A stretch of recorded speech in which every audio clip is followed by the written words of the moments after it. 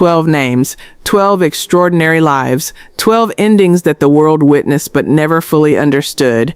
What you are about to hear is not simply a list of celebrities who struggled. This is a documentary about what happens after the applause stops, after the record goes platinum, after the standing ovation fades into silence. This is about what fame could not protect, what success could not buy, and what history has been too comfortable leaving unsaid. Number 12. And we begin with a man the world decided it already understood. Ike Turner. The name alone carries decades of complicated public narrative, but here is what most people never stopped long enough to consider. Before the controversies that permanently colored his reputation, Ike Turner was present at one of the most important moments in American musical history. In 1951, a recording called Rocket 88 came out of a Chess Records session in Chicago. Music historians widely regard it as one of the earliest rock and roll records ever made. Ike Turner's fingerprints were all over it. He was not a footnote. He was a foundational architect of a genre that would reshape global culture. He grew up in Clarksdale, Mississippi, where racial violence was not abstract. It was personal. His father was beaten by a white mob when Ike was still a child. That wound never fully closed, and it shaped everything that followed: the obsessive ambition, the need for control, and the addiction to cocaine that he later acknowledged openly in his own words.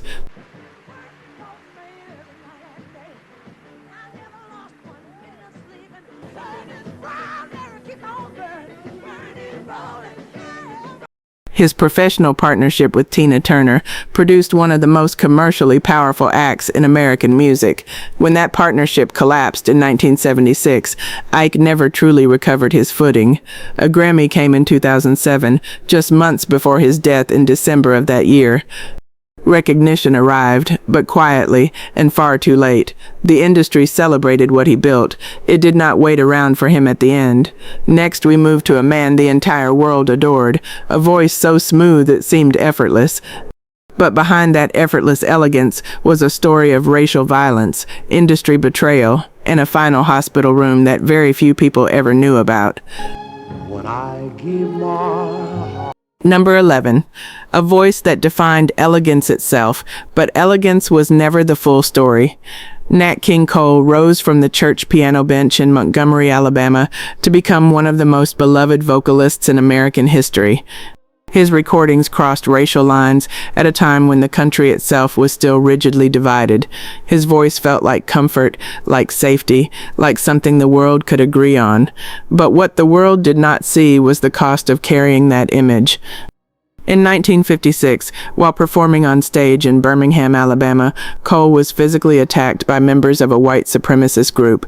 They rushed the stage. They assaulted him in front of a live audience. He finished the performance anyway, bleeding, and then said almost nothing about it publicly.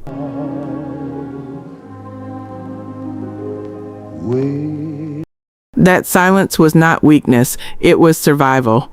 A black man in 1950s America could not afford to speak every truth he carried. That same year, Cole became the first black man to host a regular network television variety show. It was a breakthrough that should have changed everything. Instead, NBC could not find national sponsors willing to support it. The show was canceled after one season. He died in February 1965 at 45 years old. Lung cancer took him. His final days were spent in a hospital room with his family close by, quiet, private, far from the standing ovations and the spotlights. Everything he gave the world, and the world gave him a television show that no one would pay for. Number 10 is coming. His voice was one of the most powerful in soul music, but the demons he carried were stronger than anyone knew, and the ending is one of the most haunting in black music history. Number 10. A genius the music industry was never prepared to protect. Donny Hathaway could do things with a song that most musicians could only dream of. He was not just a vocalist. We need you right now. He was an arranger, a composer, a producer, and a musical mind so complete that his collaborators often described him as operating on a different level entirely. His live album From the Troubadour is still considered one of the greatest live soul recordings ever made. Artists from Stevie Wonder to Beyoncé have named him as a direct influence, but Donny Hathaway was also carrying something heavier than talent. He was diagnosed with paranoid schizophrenia, a condition that in the 1970s was poorly understood, heavily stigmatized, and rarely treated with the care it required. He was hospitalized multiple times. He withdrew from the studio. He disappeared from public life for stretches that worried everyone who cared about him. In 1978, he returned to record with Roberta Flack. The sessions produced The Closer I Get to You, a massive hit that seemed to signal a comeback, but the illness had not gone anywhere. In January 1979, Donny Hathaway died after falling from a 15th-floor hotel window in New York City. He was 33 years old. No foul play was found, but the questions have never fully settled. Why that night? Why at the height of a creative return? Why did no one see it coming?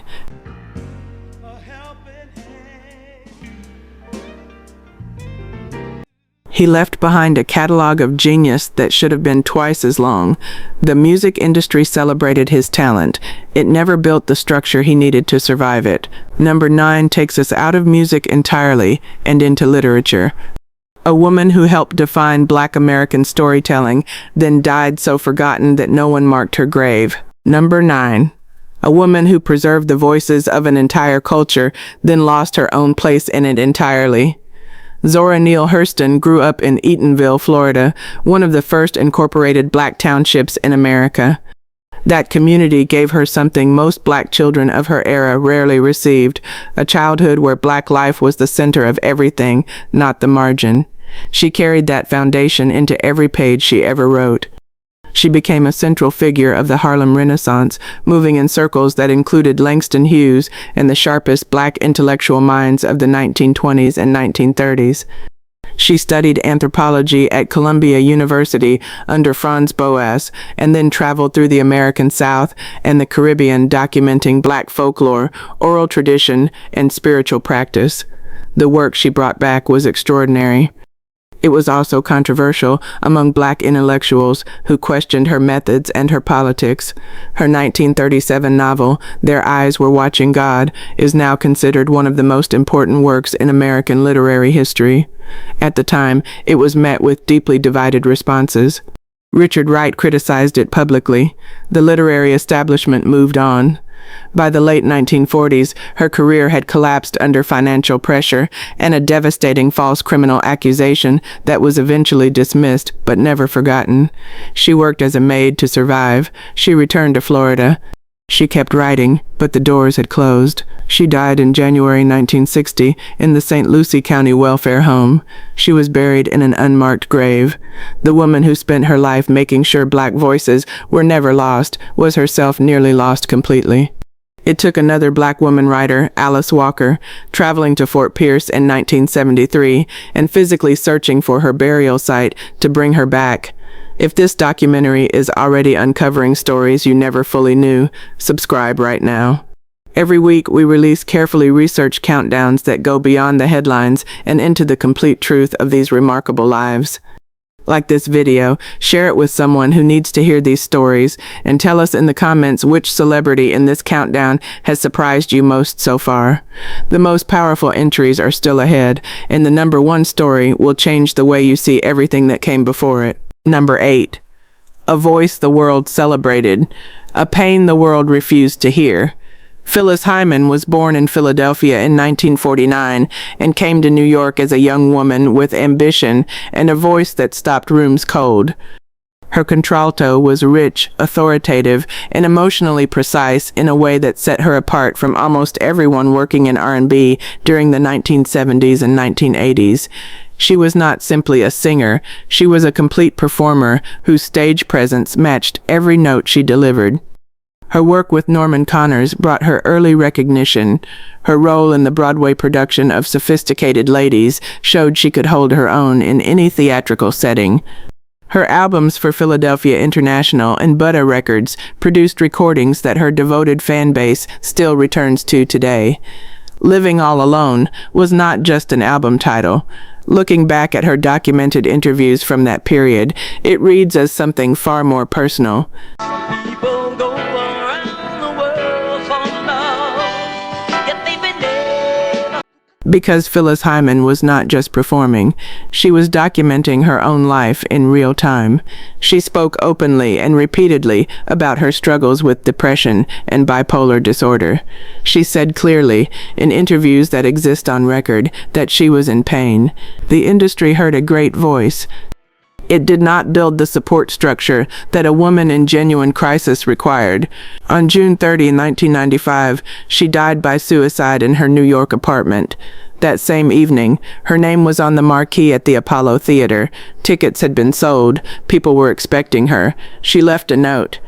It spoke of exhaustion, of having reached a limit that no amount of applause could pull her back from. Phyllis Hyman told the world exactly what she needed. The world kept asking her to sing instead. Next, we move deeper into the countdown, and the stories only grow heavier from here. We've reached the middle of this countdown, and every story so far has revealed the same painful pattern: extraordinary talent, extraordinary achievement, and endings that no amount of applause could prevent. Number 7 is different. This isn't about one person. It's about the moment we pause to ask, what connects these stories? What forces shape these endings? And why do we keep discovering that the people who gave us so much were often left with so little? Poplar trees seen. The music industry, the publishing world, the medical system, and the legal establishment all played roles in these lives. Some were active participants in the neglect, others simply looked away when it mattered most. But here's what we haven't talked about enough: the families left behind. The children who grew up with their parents' fame but not their presence. The spouses who watched genius unravel. The friends who tried to help but couldn't break through. The next entry in this countdown is Billie Holiday, and her story doesn't just fit this pattern, it defines it. What happened to her wasn't just personal tragedy. It was institutional, it was deliberate, and it changed everything about how we should understand what fame really costs. Number 6. And we arrive at the voice that rewrote American music. Billie Holiday didn't just sing songs, she documented Black life in real time. She turned pain into art with a precision that still leaves musicians speechless. And she did it all while carrying the weight of a childhood that no child should have to survive. Born Eleanora Fagan in 1915, she grew up in Baltimore with a mother who worked as a domestic and a father who was largely absent. The details of her early years are difficult to hear. And it's still Mama may have, but God bless the child. She was sexually assaulted as a child. She was sent to a Catholic reform school. She worked in a brothel. By the time she was a teenager, she was singing in Harlem nightclubs for tips. That's where producer John Hammond found her. He heard something in her voice that no one else was paying attention to, a raw emotional intelligence that could make a song feel like a confession.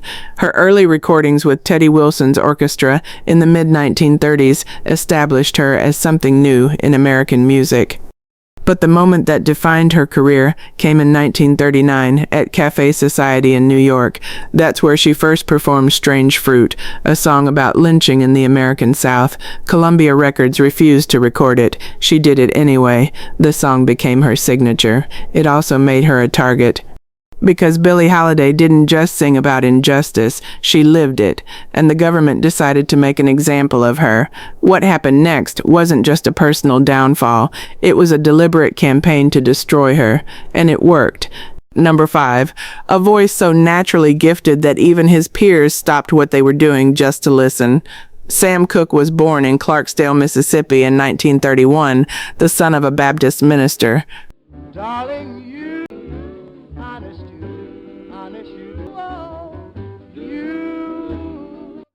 He grew up singing gospel with his siblings, and by his teenage years was already recognized as something exceptional. When he joined the Soul Stirrers in 1950, gospel audiences across America heard a young man who seemed to access emotion without any visible effort. He wasn't performing feeling. He was simply feeling it, and the microphone caught everything. His crossover to popular music in 1957 with You Send Me was a commercial explosion. The record sold nearly 2 million copies. It reached #1 on both the pop and R&B charts. Please give your loving and say we'll never part. Overnight, Sam Cooke became a mainstream star without losing the gospel foundation that made him magnetic in the first place. What followed was one of the most deliberately constructed careers in American music history. Cooke didn't just perform, he studied the industry. He negotiated his own contracts. He founded his own record label, SAR Records, and his own publishing company. In an era when black artists routinely signed away their rights and their royalties, Sam Cooke was building infrastructure. He understood that ownership was the difference between legacy and exploitation. His 1964 recording of A Change Is Gonna Come placed him directly inside the civil rights movement with a song that felt like both a prayer and a promise. He was 33 years old and completely in control of his direction when December 1964 arrived, and then everything stopped. This story has already taken us through stories most people never fully knew. The entries still ahead are the ones that will stay with you longest. Subscribe right now so you never miss a documentary like this one. Leave a comment telling us which story has hit you hardest so far. Like this video because it helps more people find these forgotten histories. And do not go anywhere, because the top 4 entries in this countdown contain the most unexpected, most heartbreaking, and most historically significant revelations in this entire documentary. Number 4, about war, poverty, and environment. Severe at Force Station, Marvin Gaye died the following day. The man who asked the world what was going on never found peace inside his own front door. Number 3 is next. And this entry represents something this countdown has been building toward from the very beginning, a legend so overlooked during her final years that the full truth of her story has never been told in one place until right now. Number 3, and if her name doesn't hit you immediately the way some of the others have, that reaction itself is part of her story. Dinah Washington was born Ruth Lee Jones in Tuscaloosa, Alabama in 1924 and raised in Chicago. She learned to play piano at church and sang gospel with a conviction that her earliest audiences never forgot. By her early 20s, she had joined Lionel Hampton's orchestra and was recording under the name Dinah Washington, a name her manager suggested and she made legendary. She could sing anything: blues, jazz, pop, gospel, R&B. She moved between genres at a time when the music industry demanded that black artists stay in one lane and stay there quietly. She refused. Her recordings in the late 1940s and 1950s demonstrated a technical range and emotional authority that placed her alongside the most gifted vocalists of the 20th century. Fellow musicians called her the Queen of the Blues, and they meant it without reservation. Her 1959 recording of What a Difference a Day Makes brought her to the widest mainstream audience of her career. It won a Grammy. It reached audiences who had somehow never encountered her, despite decades of recorded work that should have made her a household name long before that moment. But the recording industry had never fully committed to Dinah Washington the way her talent demanded. Her contracts were rarely in her favor. I have no time to wait. Slowly grows and grows. Not one day. You also get your share. Personal life was turbulent, marked by 7 marriages and documented struggles with prescription medication and diet pills that her physicians continued providing, despite visible warning signs. On December 14, 1963, she was found unresponsive in her Detroit home. She was 39 years old. The cause of death was an accidental combination of prescription medications. A woman at the absolute height of her commercial momentum, gone before anyone had time to register what was happening. She was buried in Chicago. The tributes came. And then, with uncomfortable speed, the music industry moved on. The next entry in this countdown is someone whose name you know without question, but the chapter of their life that comes just before the end contains details that have been consistently left out of the official story. Number 2 is next, and it is not what you expect. Number 2, and there is not a person watching this documentary who does not know that name. Whitney Houston was born in Newark, New Jersey in 1963 into a family where musical greatness was not inspiration. It was simply the air. Her mother was gospel legend Cissy Houston. Her cousin was Dionne Warwick. She grew up singing in church, and by the time she was a teenager, industry professionals were already paying attention in ways that rarely happened that early. Her 1985 debut album was not just a commercial success, it was a declaration. It produced 3 number-one singles and announced a voice that music critics immediately. On February 11, 2012, Whitney Houston was found unresponsive in her hotel room at the Beverly Hilton in Los Angeles. She was 48 years old. The coroner's report listed accidental drowning with heart disease and cocaine use as contributing factors. The world stopped. And then came the question that her story demands we sit with honestly. How many people saw what was happening and believed that someone else was handling it? Number 1 is next. And everything this countdown has explored, the racism, the institutional failure, the mental health neglect, the industry exploitation, the loneliness behind the spotlight, comes together in one story more completely than any other. Stay right there. Number 1. And if you have been watching since the beginning, you already understand why. Every story in this countdown has contained a version of the same truth, that Black excellence in America has consistently been celebrated publicly and abandoned privately. That the systems surrounding these legends, the industry, the government, the medical establishment, rarely provided the protection that the talent deserved. But no single life in this countdown makes that argument more completely, more documentably, or more devastatingly than the life already introduced in entries 6 and 9. Billie Holiday sits at number 1, not simply because her ending was painful. She sits here because her ending was deliberate. What separates her story from every other entry in this countdown is the documented involvement of the United States federal government in actively accelerating her decline. Harry Anslinger did not pursue Billie Holiday because narcotics enforcement required it.